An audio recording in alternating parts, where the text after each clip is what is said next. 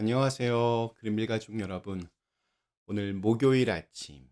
네, 오늘도 이렇게 주님의 말씀과 함께 오늘 하루를 시작하는 모든 분들을 주님의 이름으로 응원하며 또한 축복합니다. 오늘 하루가 담대하고 또 신실한 하루가 되시기를 기원합니다.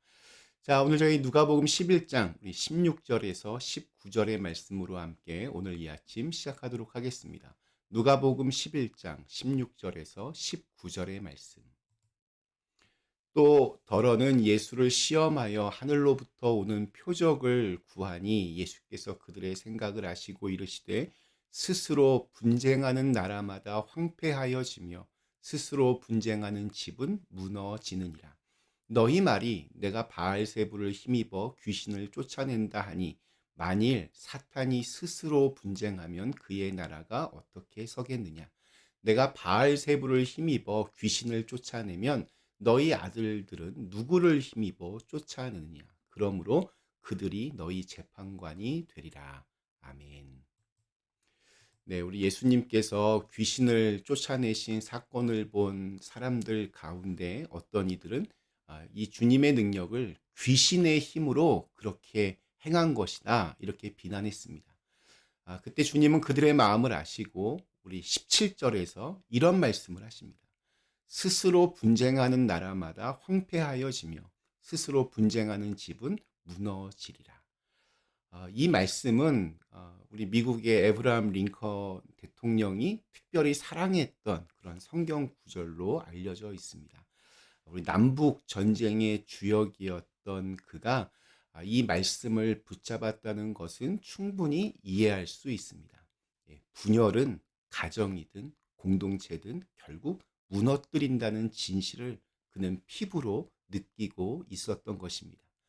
자, 그런데 우리 오늘 읽은 말씀에서 예수님께서 이 말씀을 하신 의도는 단순히 분열하면 망한다 이런 원리를 가르치려는 것이 아니었습니다. 주님은 오히려 자신을 향한 터무니없는 그러한 비난을 드러내고 그 안에 숨어 있는 모순된 마음을 지적하고 계십니다. 오늘 말씀 자세히 보면 예수님은 이 종교 지도자들에게 되묻습니다. 너희의 아들들은 누구를 힘입어 귀신을 쫓아내느냐. 당시 그 이스라엘 안에서도 이 유대 공동체에도 귀신을 내쫓는 일을 하는 사람들이 있었습니다. 그들의 행위는 칭찬하면서 예수님의 행위만은 이게 귀신의 힘이라고 그렇게 몰아가는 태도, 이건 굉장히 모순된 것이었습니다. 결국 예수님께서 그런 말씀을 하신 이유는 분열의 어떤 일반적인 원리를 가르치신 것이 아니라 그들의 내로남불식의 태도를 비판하는 것이었습니다. 그러니까 남이 하면 귀신의 힘이고 내가 하면 하나님의 능력이라는 생각. 남이 하면 잘못이고 내가 하면 옳다는 태도. 이것이 바로 스스로 분쟁하는 집을 만드는 것입니다. 우리 욥기 8장 7절에 아주 유명한 말씀 있습니다. 내 시작은 미약하였으나 내 나중은 심히 창대하리라. 어디 뭐 이렇게 가게에 오픈할 때 그때 사람들이 많이 붙이는 그런 성구 중에 하나입니다. 근데 이 말씀도 사실은 좀 굉장히 오해하기 쉽습니다. 많은 사람들이 그 말씀을 축복의 구절로 사용하지만 사실 이 말은 욥의 친구 발닷이라고 하는 사람이 고통받는 욥을 조롱하듯이 던진 말이었습니다. 원래 의도와는 달리 맥락을 무시한 채 사용하면 사람을 이렇게 세우기는커녕 오히려 무너뜨리는 결과가 될 수 있습니다. 우리 일상에서도 이런 일들이 반복됩니다. 가정 안에서 남편이나 아내가 수고를 했을 때 그저 그냥 고마워 한마디로 끝내면 좋았을 것을 그건 원래 네가 할 일이잖아 라고 말해 버릴 때가 있습니다. 아이가 작은 성취를 했을 때 그것을 진심으로 기뻐하기보다는 아유 참 요번엔 너 운이 좋았구나 하고 평가를 덧붙일 때가 있습니다. 작은 말 한마디가 집안의 공기를 무겁게 하고 또 분열의 씨앗을 뿌립니다. 집이 무너지는 것은 큰 한 번의 사건 때문이 아니라 감사와 인정이 사라진 자리에서 생겨나는 부정적인 말과 태도가 쌓이고 쌓여져서 그렇게 되는 겁니다. 예수님이 말씀하신 분열은 결국 마음에서 시작합니다.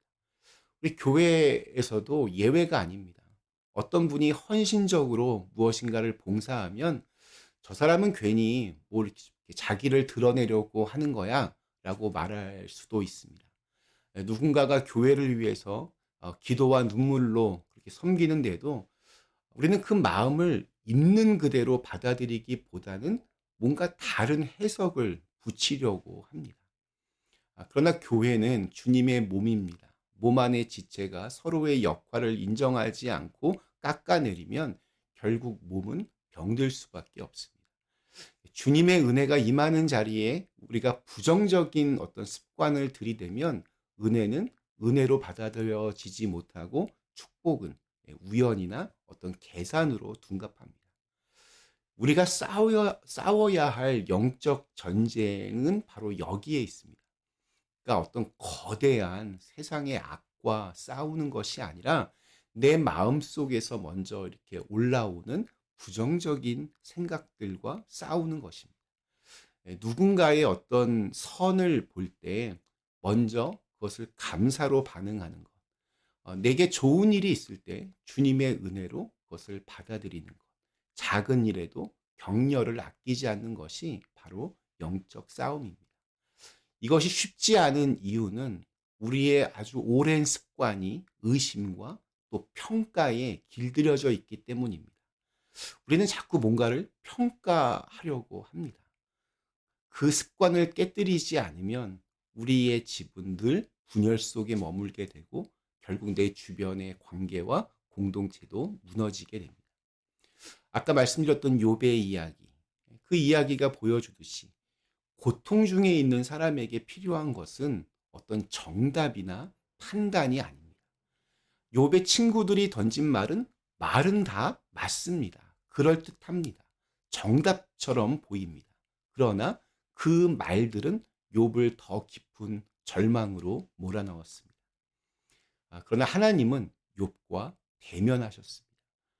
진정한 회복은 판단이 아니라 그렇게 서로를 향한 올바른 관계 안에서 이루어집니다. 오늘 우리도 마찬가지입니다. 가정에서는 서로를 향한 인정과 감사가 관계를 세웁니다. 직장에서는 동료의 성취를 축하하는 태도가 신뢰를 만듭니다. 교회에서는 서로의 수고를 귀하게 여기는 마음이 공동체를 더욱 건강하게 합니다. 그러니까 판단보다 관계, 의심보다 사랑이 먼저 그 자기의 그 자리를 서게 될 때 비로소 주님의 평화가 우리 안에 임할 수 있습니다. 그러므로 오늘 우리는 좀 작은 습관 하나를 이렇게 바꿨으면 좋겠습니다. 누군가를 보면서 저 사람은 왜 저럴까 하는 의심보다는 하나님이 그와도 함께 하시겠지. 이런 마음으로 바라보는 습관. 내게 좋은 일이 생길 때, 오늘 운이 좋았네. 이게 아니라 주님의 은혜구나. 라고 고백하는 습관. 누군가의 수고를 평가하기보다는, 참 수고하셨습니다. 감사합니다. 말하는 습관이 필요합니다. 작은 말 한마디, 작은 태도 하나가 집을 세우고 또 공동체를 살립니다. 반대로 그것이 없다면 아무리 큰 업적과 성과도 순식간에 무너질 수 있습니다. 예수님께서 말씀하신 스스로 분쟁하는 집은 멀리 있는 이야기가 아니라 바로 내 마음과 또 내 가정과 또 우리 교회의 이야기일 수도 있습니다. 오늘 우리에게 주신 하루, 내 안에 어떤 이 부정적인 습관과 싸워서 감사와 격려의 말을 선택하고 가정과 일터에서 서로의 신의를 또 선의를 기뻐하면서 주님의 은혜를 은혜로 받아들이는 그러한 축복을 누리시기를 간절히 기원합니다. 잠시 함께 기도하겠습니다. 좋으신 하나님, 저희로 하여금 작은 습관 습관들, 작은 말 한마디 이런 것들이 얼마나 중요한지를 늘 깨닫게 하시고 우리의 말과 행동이 살리는 그러한 말과 행동이 되게 하여 주시옵소서.